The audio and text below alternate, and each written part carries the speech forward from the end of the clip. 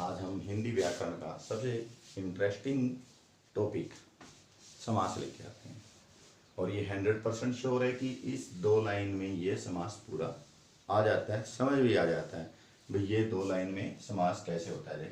द्वंद्वोस्मि दिकुश्चापि गेह में नित्यम अवयवी भाव है तत्पुरुष से कर्मधारय हिनास्म स्यात् बहुब्री। यानी कि इन देखिए मैं इनकी सभी की आपको अलग अलग बताऊंगा और सभी के समास बताऊंगा। इनमें पूरे में सारा समास आता है। द्वंद्वोस्मि दिकुश्चापि गेह में नित्यम अवयवी भाव है।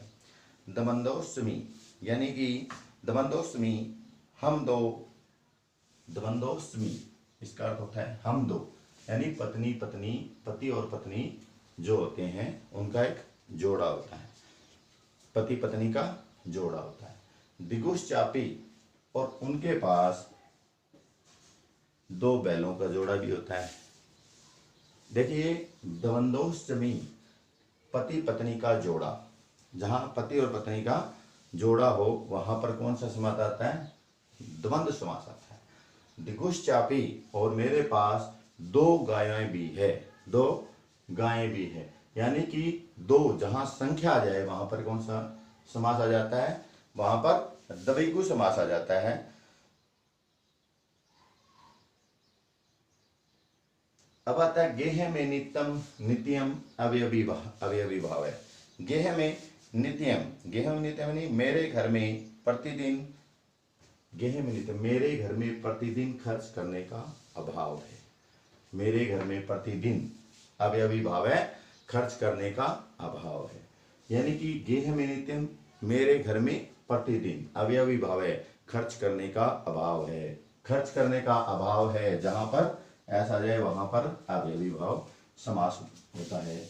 अब आता है तत्पुरुष, हे राजन, जहां पर किसी राजा या और किसी के बारे में संबंध दर्शाया जाए तो वहां पर तत्पुरुष समास होता है। तत्पुरुष मतलब हे राजन, तत्पुरुष हे राजन।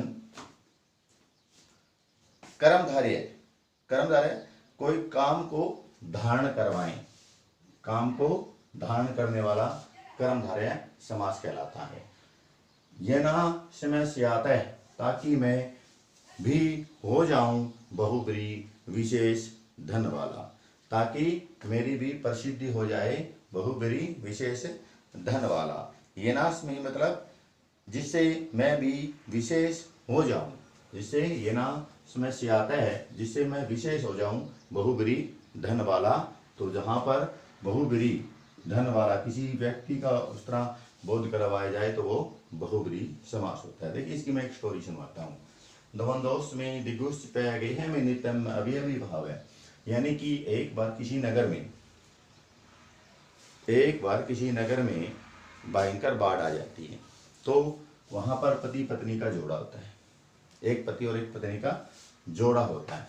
उनके पास 2 गायें भी होती है, पति पत्नी का जोड़ा होता है, उनके पास 2 गायें भी होती है, पति पत्नी का जोड़ा होता है, 2 गायें भी होती है। और गेह में नित्यम अवयवी भाव है, यानी कि उसके पास खर्च करने के लिए कोई विशेष धन नहीं बचता है और वह वहां से चल पड़ते हैं। यानी कि पति पत्नी का जोड़ा होता है, भयंकर बाढ़ आती है, उनके पास 2 गायें होती है, उनके पास खर्च करने के लिए कुछ नहीं होता है और वो वहां से चल पड़ते हैं। तब वो एक नगर में पहुंचते हैं और वहां पर किससे मिलते हैं? वे हे राजन, एक राजा से मिलते हैं और राजा से कहते हैं कि मुझे कोई विशेष काम धारण करवाएं, कर्मधारय कोई विशेष काम धारण करवाएं जिससे मैं भी एक प्रसिद्धि प्राप्त करूं, विशेष धन वाला व्यक्ति बन जाऊं। बहुब्री समास यानी कि एक पति पत्नी का जोड़ा होता है, उनके पास 2 गायें होती है, उनके लिए खर्च करने का बिल्कुल भी अभाव होता है, वो वहां से चल पड़ते हैं। तब वे कहाँ पर पहुंचते हैं? एक राजा के पास पहुंचते हैं और राजा को कहते हैं कि मुझे कोई ऐसा कर्म यानी ऐसा कोई काम धारण करवाइए जिससे मैं एक विशेष धन वाला व्यक्ति बन जाऊं। पूरा समास आ गया, पूरे समास आ जाते हैं इसके अंदर। देखिए द्वंद्व समास आ गया,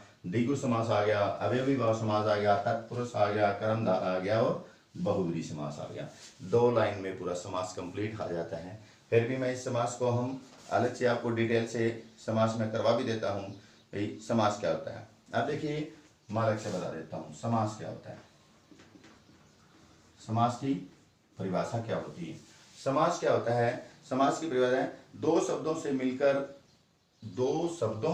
से मिलकर जो एक नया शब्द बनता है उसे समास कहते हैं। दो शब्दों के मेल से जो शब्द बनता है उसे हम क्या कहते हैं, समास कहते हैं। जैसे कमल के समान नयन, कमल नयन। तो दो शब्दों के मेल से जो शब्द बन गया वो हमें, जैसे पति और पत्नी, पति पत्नी। दाल रोटी, जैसे लाल मिर्च, लाल मिर्च हो गया। तो ये लाल और मिर्च दो शब्दों के मिलके बना है, तो ये क्या होगा, समास हो गया। अब देखिए आगे चलते हैं। अब आता है विग्रह। समास विग्रह ये भी वेरी इंपॉर्टेंट है। अभी इसमें समास विग्रह क्या होता है। देखिए दो शब्दों के मेल से क्या बनता है, समास बनता है। और जब शब्दों का खंडन किया जाए यानी शब्दों को अलग अलग किया जाए तो समास विग्रह कहलाता है। जैसे लाल मिर्च, ये समास है, ठीक है। और इसका हम विग्रह करेंगे तो क्या हो जाएगा, लाल और मिर्च। यानी इन दोनों शब्दों को हमने अलग अलग कर दिया, लाल और मिर्च, ये विग्रह हो गया। और समास क्या था, शब्दों के मेल से जो शब्द बनता है उसे हम समास कहते हैं। और समास का विग्रह क्या हो गया, जैसे इनको हम अलग अलग करना, इनका खंडन कर देना, समास का विग्रह कहलाता है। अब आता है सामासिक शब्द। ये नया देखना, सामासिक शब्द क्या होता है।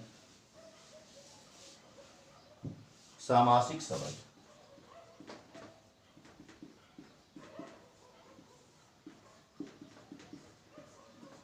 सामासिक शब्द क्या होता है। ये समास के नियमों से जो शब्द बनते हैं, ये इसकी परिभाषा लिख देता हूं मैं। समास के नियमों से जो शब्द बनते हैं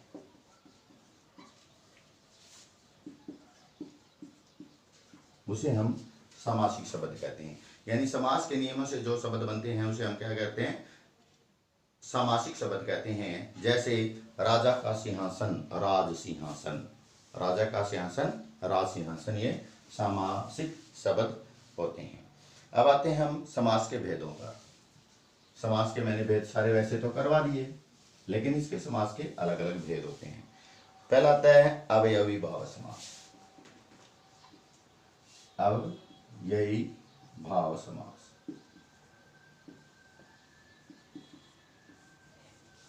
अवयवी भाव समास, इसके समास के भेद देखिए। अवयवी भाव समास कौन सा होता है, याद रखें, इसका पहला पद प्रधान होता है, पहला पद प्रधान होता है, अवयवी भाव समास कहलाता है। जिसका पहला पद प्रधान हो अवयवी भाव समास कहलाता है।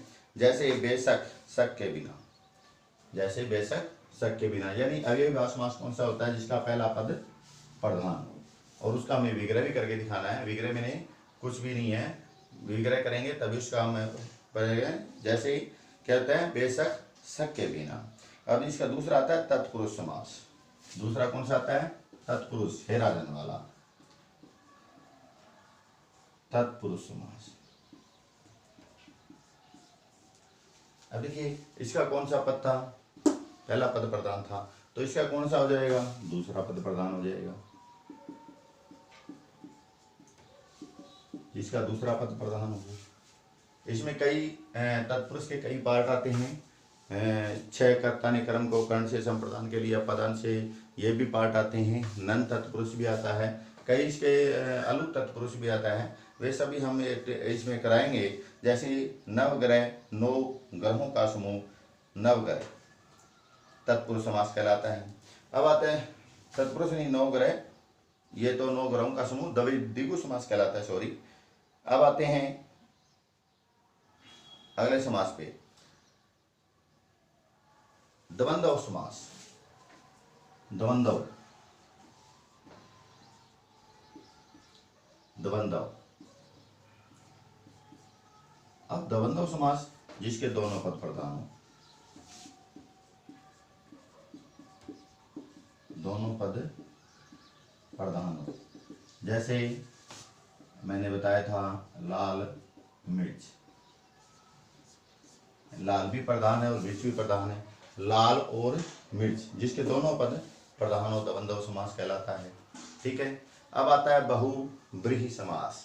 देखिए मैंने द्वंद्व करवा दिया, ठीक है, तत्पुरुष आ गया, अव्ययी भाव आ गया। अब आता है बहुव्रीहि समास। चौथा पार्ट बहुव्रीहि समास। बहुव्रीहि समास में क्या आएगा? जिसके कोई पद प्रधान ना हो, जिसके कोई पद प्रधान ना हो, जिसका कोई भी पद प्रधान न हो, वो कौन सा समास कहलाता है? बहुव्रीहि समास कहलाता है। जैसे दशानन, 10 है आनन, जिसके 10 आननों वाला कौन था? रावण। जिसके कोई भी पद प्रधान न हो, बहुव्रीहि समास कहलाता है। अब आता है हमारा समास द्विगु। द्विगु बहुव्रीहि आलिया द्विगु। पांचवा समास द्विगु। देखिए मैंने कहा था द्विगु, यहां क्या था? दो गायें, यानी कि द्विगु संख्यावाची, जिसका पहला पद संख्यावाची हो, जिसका पहला पद संख्यावाची द्विगु समास कहलाता है। जैसे किमिर चौराहा, 4 राहों का समूह चौराहा। पंजाब, 5 नदियों का समूह, पंजाब में द्विगु समास है। तो इसके 4 हो गए पॉइंट। अब हम 5वें पॉइंट पे आते हैं। 5वां पॉइंट आता है हमारा कर्मधारय। लास्ट पॉइंट ये बच गया हमारा कर्मधारय समास। कर्मधारय यानी कर्म को धारण करने वाला कर्मधारय समास। जहां एक याद रखें, बस एक ये याद रखें, जहां उपमेय में उपमान का संबंध पाया जाए, उपमेय में उपमान का संबंध पाया जाए, वहां कर्मधारय समास कहलाता है। या उत्तरपद प्रधान हो, कर्मधारय समास कहलाता है। जैसे चंद्रमुख, चंद्र जैसा मुख। जहां उपमेय में उपमान का संबंध पाया जाए, कर्मधारय समास कहलाता है। ये याद रखें, कर्मधारय समास कर्म को धारण करने वाला। जैसे बहुत से इसके उदाहरण है, चंद्रमुख, चंद्र जैसा मुख। नीलकमल, नीलकमल। पीतांबर, पीलांबर यानी व्यस्तर, पीला पीतांबर। बहुव्रीहि समास भी बना सकते हैं हम इसको, कर्मधारय समास भी बना सकते हैं। तो ये हमारे समास है।